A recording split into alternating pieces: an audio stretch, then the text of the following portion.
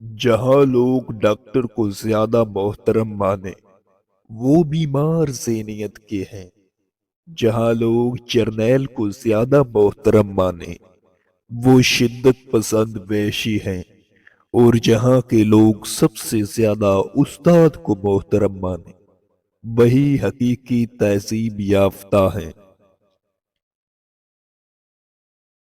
جو آج مفت کی صنعت قبول نہیں کرے گا کل اس سے مہنگے داموں افسوس خریدنا پڑے گا۔ جو جانتے ہیں وہ عمل کرتے ہیں، اور جو سمجھتے ہیں وہ تعلیم دیتے ہیں۔ دنیا میں سب سے زیادہ نفرتوں کا سامنا سچ بولنے والوں کو کرنا پڑتا ہے۔ خاموشی میں انسان کی سلامتی ہے۔ جلد بازی کی سزا بھگتنے سے بہتر ہے کہ آرام سے ہر کام کریں۔ والدین سے جھگڑا نہ کرو، خواہ تم حق پر کیوں نہ ہو۔ سلامتی اسی میں ہے کہ اپنا منہ بند رکھو۔ جب تک مچھلی کا منہ بند رہتا ہے وہ کانٹے کی گرفت میں نہیں آتی۔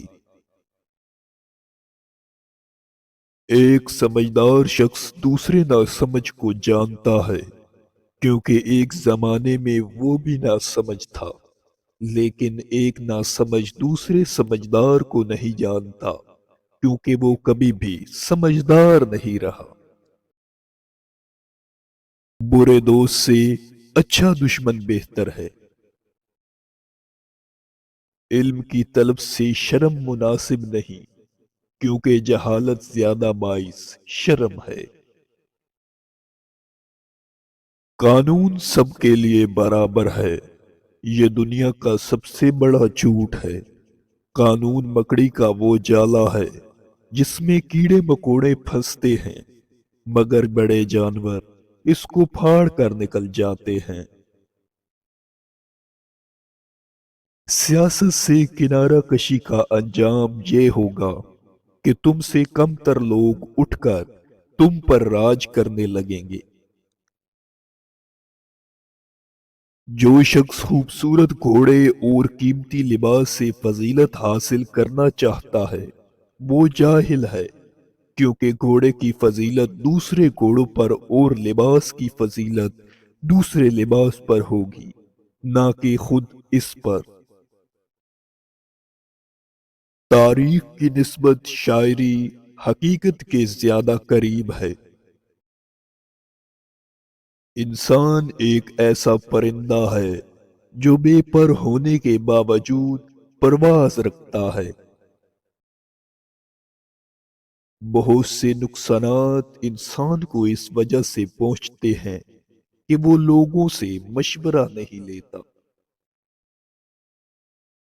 جو شخص لوگوں سے کنارہ کشی کرتا ہو تو اس سے مل، اور جو شخص لوگوں سے ملنے کا عادی ہو اس سے کنارہ کشی کر۔ تجربہ ہمارا ایسا دوست ہے جو ہمیں اس وقت ملتا ہے جب ہم بہت کچھ کھو چکے ہوتے ہیں۔ کسی نے پوچھا تو نے اتنا علم کیسے حاصل کیا؟ کہا رات کو جب لوگ مصروف میں نوشی ہوتے تھے میں روغن زیتون کے ساتھ اپنا خون بھی جلاتا تھا۔